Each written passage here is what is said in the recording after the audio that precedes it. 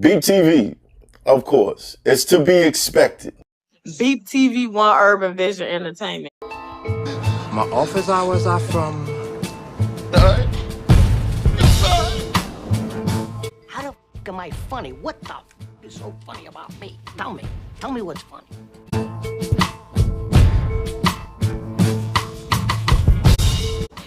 Hello, nigga, you ready to die?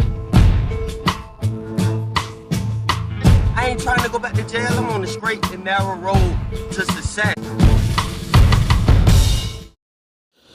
Corey Holcomb, man, this ain't looking too good here, buddy. But hey, I can't really speak on too much of that because this happened 2 years ago, and it looks kind of like, dang, see how the world play you? Him and Anton get into it, boom, here come this. Not saying, I don't know if that's, the reason why this came out, but it looks like the normal routine tactic that they do to everybody, or certain people, I'll say. So Corey, hey man, y'all want to find out what happened? Here you go. Okay, so we really have to talk about the tape. The Corey Holcomb and Cristina Payne footage, yeah. Exactly. Yeah. Because for a long time, this was all just rumors. But the news surveillance video from the Bezzy room, yeah, it completely changes the entire conversation. We're not dealing with hearsay anymore. Right. And when you combine that January 2026 video with, the dismissed restraining order and the recent interviews, you get a much clearer and, frankly, a much uglier picture of what happened. And that's what we want to do here, just unpack how a comedy roast, a tradition, escalates into alleged criminal assault and what looks like mob violence. Without taking sides, just looking at the evidence that we now have. So to get how truly wild this is, you have to picture the scene, the sidewalk outside the Hollywood Improv on Melrose. It's supposed to be a kind of neutral zone, like the demilitarized zone for comics. Yeah. They hang out, they smoke, they roast each other. It's usually, it's considered safe. Yeah. But this is clearly not just standard riffing. No, Payne's testimony clarifies that. This stems from a 10-year grudge, she says, involving rejected advances and just simmering anger. And it really ramped up in the summer of 2024, right? That's when Holcomb allegedly made a specific threat. The super sock threat, yeah. That phrasing matters because it helps establish a timeline of intent, a build-up to what happened that night in December. Which brings us to the tape itself. Because for, a month? Holcomb's whole legal narrative was that he was the victim. That he was jumped, attacked from behind. That was his claim. But then you watch the footage, and that entire defense it evaporates. He isn't being ambushed at all. Not even close. He is, strutting is really the only word for it. He struts directly up to her. The body language is so aggressive. It is. I mean, sure, they're jawing back and forth, but Payne doesn't make a physical move. He's the one who closes the distance. And then delivers an unprovoked, right-handed punch just straight to her face. It's shocking to see. And now legal analysts are saying this video creates a huge problem for Holcomb.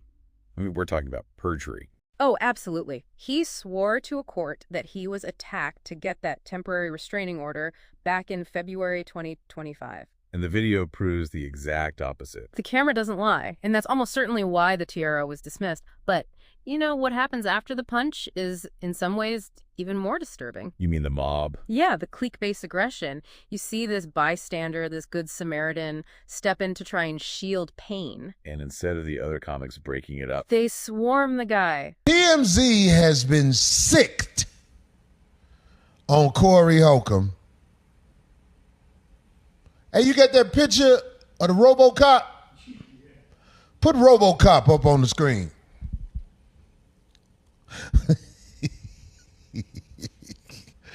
Who is that? That's Asian RoboCop. Dead or alive, I'm frying your rice.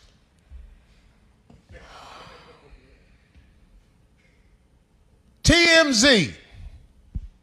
You see this person right here? You don't know who that is, D? Want me to tell you why? When I went to court, I didn't know who that was because I had never seen the forehead back that far.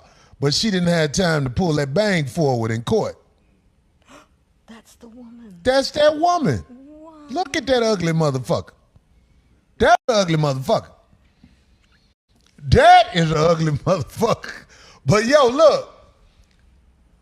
Because of her phone records, I'm going to be able to prove that TMZ was sicked on me.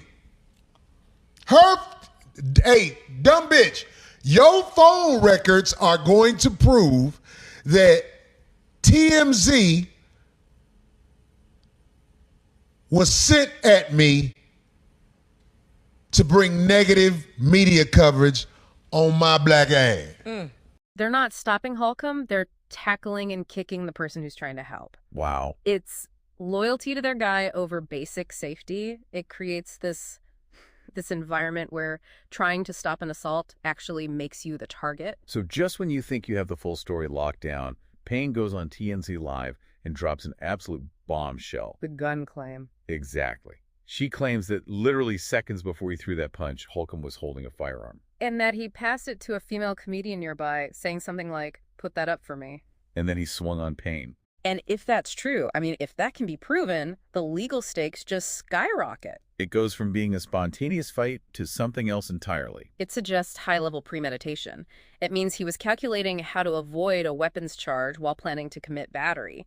That's a calculated attack, not a fight. The Hollywood Improv has banned him since this came out, but the wider industry has been, well, very quiet. And it really makes you question the safety of these neutral zones. Yeah, this incident just shattered the whole unwritten contract of roast culture.